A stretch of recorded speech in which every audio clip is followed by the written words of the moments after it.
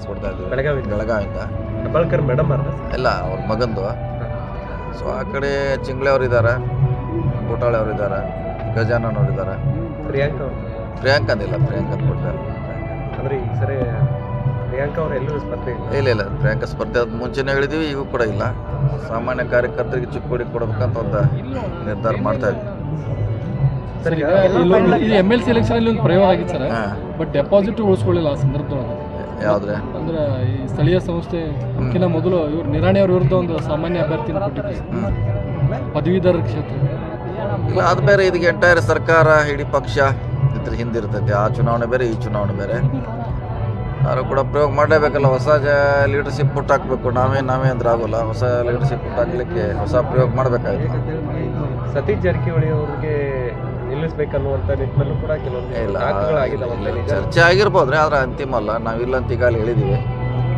ನಮ್ಮ ಅಭ್ಯರ್ಥಿಗಳು ಇದ್ದಾರೆ, ಹೀಗಾಗಿ ನಾವು ಸ್ಪರ್ಧೆ ಮಾಡೋ ಪ್ರಶ್ನೆ ಬರ್ಬೋದು. ಸತೀಶ್ ಜಾರಕಿಹೊಳಿ ಅವರು ಸ್ಪರ್ಧೆ ಮಾಡೋದ್ರಿಂದ ಕೆಲವೊಂದಿಷ್ಟು ಅನುಕೂಲಗಳು ಬೇರೆಯವರಿಗೆ ಅದಾವ ಅನ್ನುವಂಥ ಲೆಕ್ಕಾಚಾರಗಳು ಕೂಡ ರಾಜಕೀಯ ವಲಯದಲ್ಲಿ ಚರ್ಚೆ ಆಗ್ತಾ ಇರ್ಬೋದು. ಇಲ್ಲ ಅದು ಇರ್ಬೋದು, ಏನೇ ಇದ್ರು ಕೂಡ ಈಗಾಗಲೇ ನಮ್ಮ ಯಾರ್ಯಾರು ಕೊಡ್ಬೇಕಂತ ಎರಡೆರಡು ಹೆಸರು ಅಂತ ಫೈನಲ್ ಮಾಡಿದ್ವಿ. ಅದರಲ್ಲಿ ಯಾವ್ದಾರ ಹೈಕಮಾಂಡ್ ಯಾರಿಗೆ ಕೊಡ್ತಾರೋ ಅವ್ರಿಗೆ ಬಿಟ್ಟಂತ ವಿಚಾರ.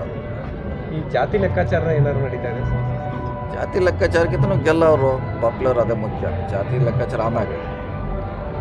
ಸೊ ಇವು ಈ ಕಡೆ ಎರಡು ಹೆಸರು ಕಳಿಸ್ತೀವಿ, ಆ ಕಡೆ ಹೆಸರು ಅಂತಿಮವಾಗಿ ಕಳಿಸ್ತಾರೆ.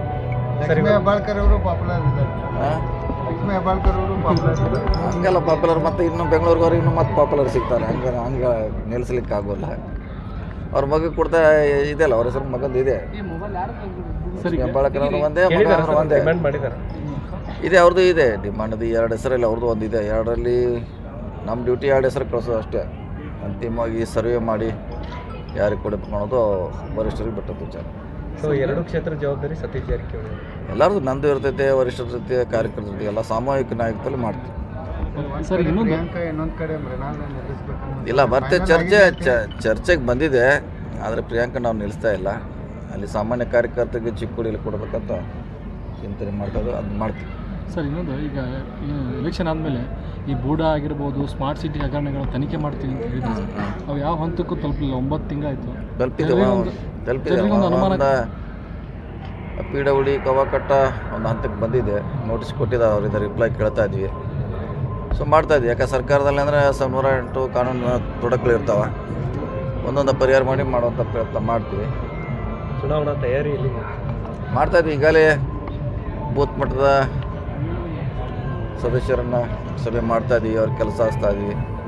ಸೊ ಗ್ಯಾರಂಟಿ ಬಗ್ಗೆ ಅವೇರ್ನೆಸ್ ಮಾಡ್ತಾಯಿದ್ವಿ. ಒಟ್ಟಾರೆ ನಡೀತಾ ಇದೆ ಕಾರ್ಯಕ್ರಮ. ಬಹುಶಃ ಇನ್ನೊಂದು ವಾರಲ್ಲಿ ಆಗ್ಬೋದು, ಒಂದು ವಾರಲ್ಲಿ ಮಾಡ್ಬೋದು. ಸರ್ ಚಿಕ್ಕೋಡಿ ಯಾಕೆ ಸರ್ ರಾಜ್ಯದಾಗ ಸಾಮಾನ್ಯ ಕಾರ್ಯಕರ್ತ ಚಿಕ್ಕೋಡಿ ಯಾಕೆ ಮಾಡಲೇಬೇಕಲ್ಲ? ನೀವು ಎಲ್ಲಿವರೆಗೆ ಹೊಸ ಜನ್ರೇಷನ್ ಬರಬೇಕಲ್ಲ, ಹೊಸವ್ರು ಬರಬೇಕು, ಹೊಸ ಲೀಡರ್ಶಿಪ್ ಬರಬೇಕು. ಮುಂದೆ ನಾವು ಆದ ನಂತರ ಯಾರು ಅನ್ನೋದು ಪ್ರಶ್ನೆ. ಅದಕ್ಕಾಗಿ ಪ್ರಯೋಗ ಮಾಡ್ತಾ ಇದ್ದೇವೆ.